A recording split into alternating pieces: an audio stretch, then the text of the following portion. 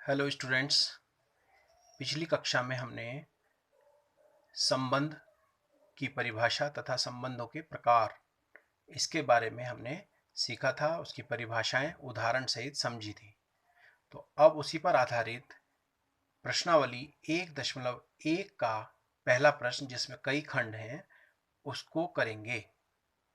तो जो परिभाषाएं हमने सीखी हैं, आपने नोट करी होंगी, वो उसका उपयोग करना है और उसको ध्यान में रखना है। आपने याद किया होगा उसको। तो अब उसको समझेंगे। पहला प्रश्न है, निर्धारित कीजिए कि क्या निम्नलिखित संबंधों में से प्रत्येक स्वतुल्य, सममित तथा संक्रामक है। तो हमने इस संबंधों के प्रकार में पढ़ा था स्वतुल्य संबंध, सम्मित संबंध, संक्रामक संबंध, रिक्त संबंध, सार्वत्रिक संबंध और तुल्यता संबंध। इतने प्रकार के हमने संबंध पढ़े थे और समझे थे, उदाहरण सहित मैंने आपको बताया था।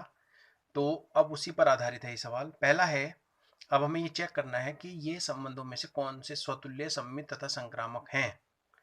तो इसमें पहला है समुच्चय ए बराबर, समुच्चय दिया है 1, 2, 3 से लेकर 14 तक, इसमें अवयव है। ठीक है, 1 से 14 तक प्राकृत संख्याएं में संबंध R इस प्रकार परिभाषित है कि R बराबर, ये संबंध है, R for relation, is equal to x y such that 3x minus y is equal to 0। यानी कि ये एक नियम दिया हुआ है इसमें, है ना, कि है ना, जब दो वस्तुएं या एक दूसरे से किसी नियम अथवा कथन द्वारा जुड़ी होती हैं, उसे हम संबंध कहते हैं। ये हमने पढ़ा है। तो ये इसमें इसको फॉलो करना चाहिए जो संबंध आएगा हमारा। तो अब हम इसके बारे में चेक करना है कि ये इन तीनों में से कौन सा संबंध है। ठीक है, तो स्वतुल्य में हमने कहा, क्या कहा था, स्वतुल्य में हमने स्वयं से तुलना करते हैं। सम्मित में x y belongs to R, तो y belongs to y, x belongs to R, ये भी उसमें होना चाहिए। और संक्रामक संबंध में क्या था, यदि x y belongs to R, y z belongs to R, तो x z belongs to R. तो ये तीन कंडीशन मैंने आपको तीनों संबंध के लिए बताई थी। तो इसका आप ध्यान रखेंगे। अब यही चेक करेंगे। तो अब ये दिया हुआ है, तो अगर हम इसमें y की जगह x रख दें तो x की x से तुलना हो जाएगी। तो 3x माइनस एक्स बराबर 2x, ये क्या है, 0 के बराबर नहीं आया। तो हम ये कह सकते हैं x comma x does not belongs to r। इसका मतलब ये स्वतुल्य संबंध नहीं है। ठीक है, ऐसे ही अब उसके लिए सम्मित के लिए चेक करेंगे। सम्मित में 3x माइनस वाई बराबर 0, परंतु 3y minus x not equal to 0, ये इसके 0 नहीं आएगा। जैसे अगर हम x की वैल्यू 2 लें और y की वैल्यू कितनी हो जाएगी, y की वैल्यू हो जाएगी 3, x की वैल्यू अगर हम 2 लें तो y की वैल्यू कितनी हो जाएगी 6। तो 3x minus y is equal to 0 दे रखा है।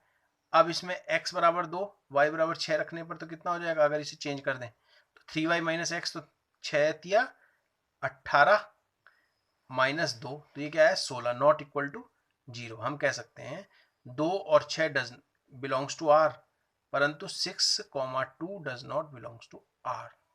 तो इस आधार पर हम इन संबंधों के बारे में जानते हैं। ठीक है, पता लगाते हैं।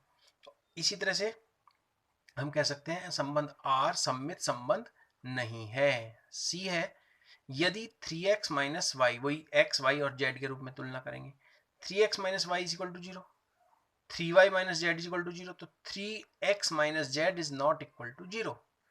तो हम इसमें थोड़ा सा एग्जाम्पल ले सकते हैं। अगर हम x का मान यहाँ 2 लें, y का मान 6 लें, y का मान कितना आएगा 6 आएगा, z का मान 18 लें, तो यदि 3 into 2 minus 6 is equal to 0, 6 into 3 18 minus 18 0, तो 3 इंटू 2 माइनस 18 ये 0 के बराबर नहीं आ रहा है।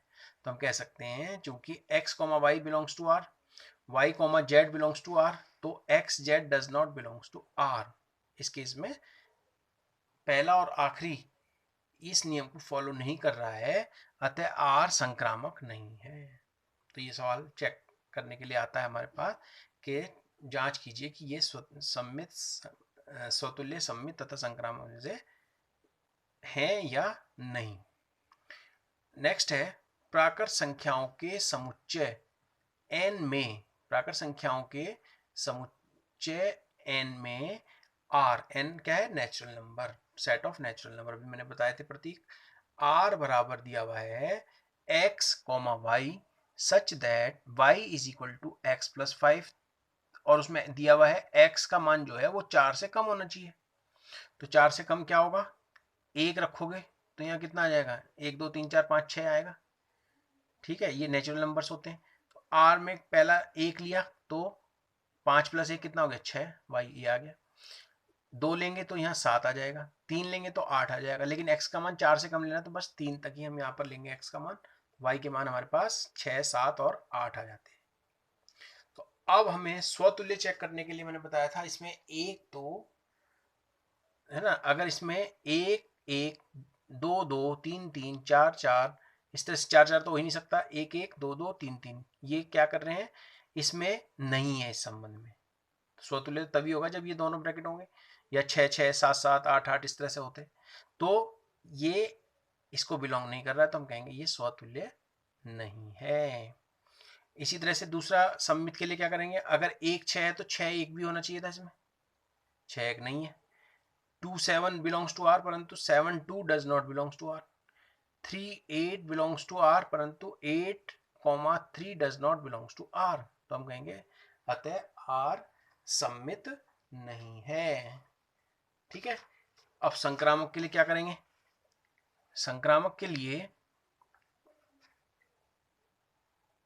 1 6 belongs to R परंतु 6 7 does not belongs to R। आगे की तो बात ही छोड़ दो, है ना।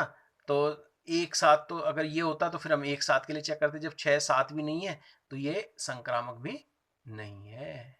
तो हम कह सकते हैं कि ये ना तो स्वतुल्य है, ना सममित है, ना संक्रामक है।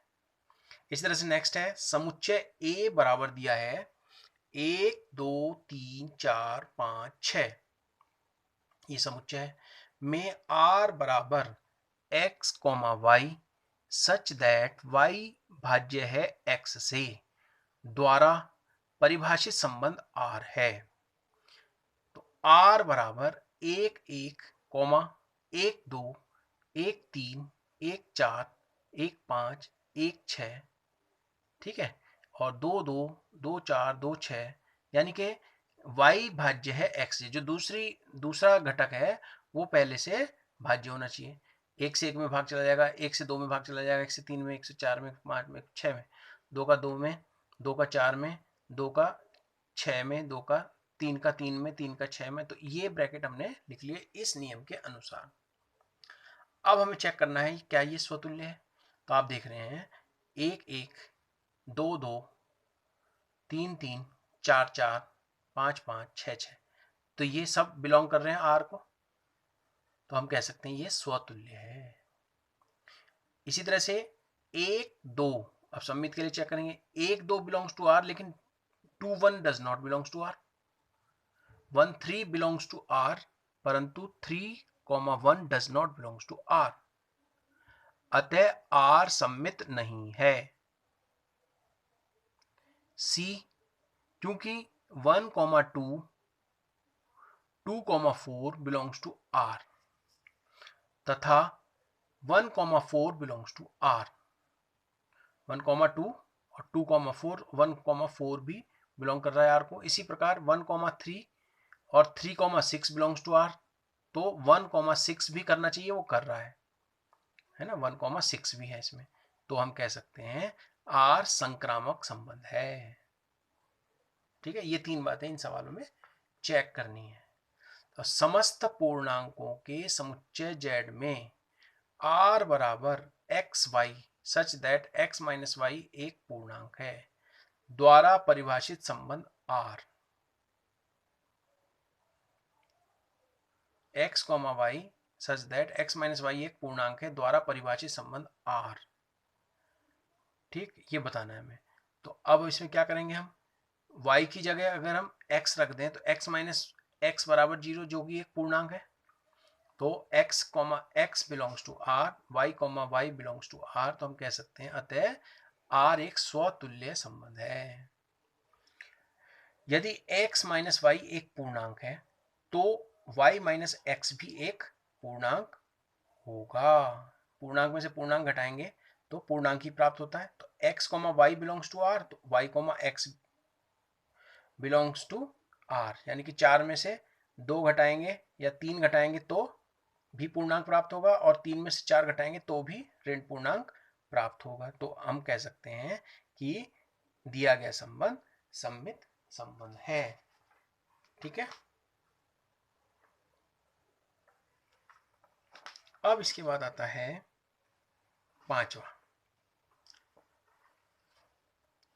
पांचवा है किसी विशेष समय पर किसी नगर के निवासियों, ठीक है, किसी विशेष समय पर किसी नगर के निवासियों के समुच्चय में निम्नलिखित संबंध आर। पहला पार्ट है, अब इसमें संबंध आर क्या है? आर बराबर एक्स कॉमा वाई, एक्स तथा वाई एक ही स्थान पर कार्य करते हैं। ठीक है, तो इसमें विभिन्न क्वेश्चन दे रखे हैं। इस आधार पर किसी विशेष समय पर किसी नगर के निवासियों के समुच्चय में निम्नलिखित संबंध आर, तो इसमें निम्नलिखित संबंध दे रखा है किसी नगर में विशेष समय पर। तो आर है, एक कंडीशन क्या है? X comma y such that x तथा वाई एक ही स्थान पर कार्य करते हैं। अब स्वतुल्य सिद्ध करना है। आर स्वतुल्य है क्योंकि प्रत्येक व्यक्ति उस नगर में उस विशेष समय पर कार्यरत है। स्वयं की स्वयं से तुलना की जाती है, तो प्रत्येक व्यक्ति की उसी से तुलना की जा रही है, तो हम कहेंगे आर एक स्वतुल्य संबंध है। आर सममित है क्योंकि एक्स वाई एक ही स्थान पर एक समय पर कार्यरत है, तो वाई एक्स भी उसी स्थान पर उस समय पर कार्यरत होंगे। ठीक है, इसलिए ये सममित है।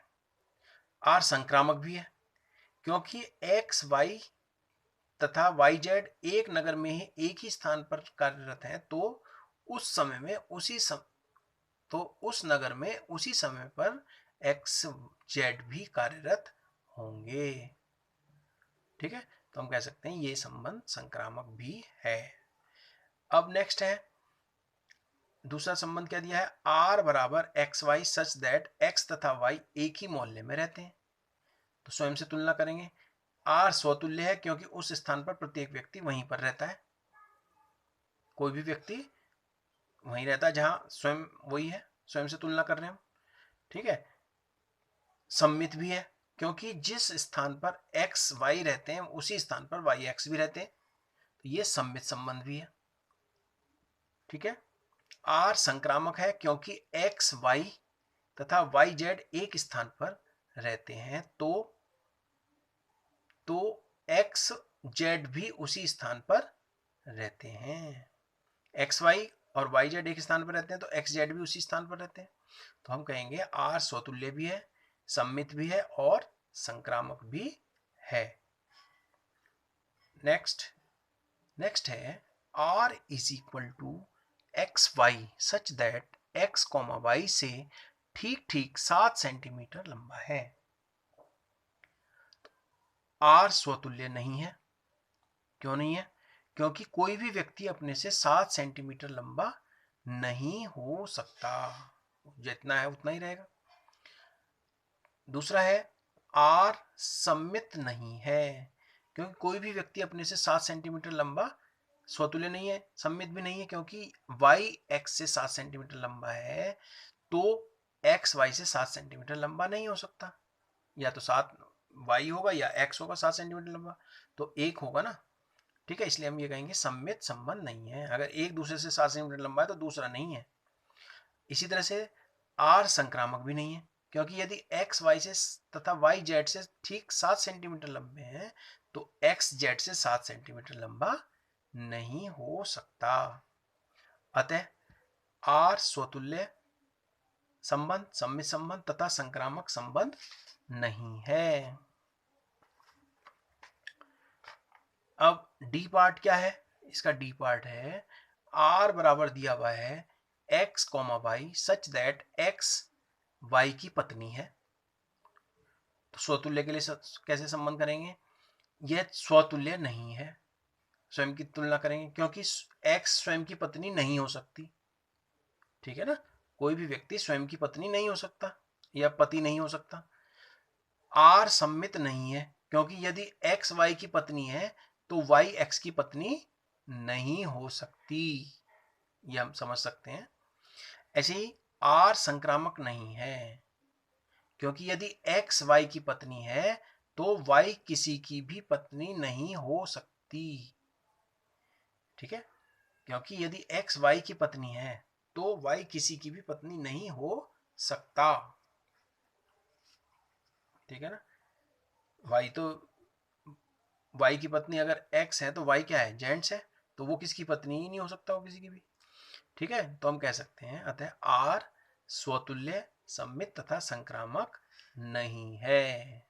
ठीक है, अब इसी तरह से नेक्स्ट है, लास्ट है इसका पार्ट क्वेश्चन नंबर 1 का, R is equal to x comma y such that x comma y x y के पिता है, एक्स वाई के पिता है। वो उसी तरह से जैसे ऊपर है।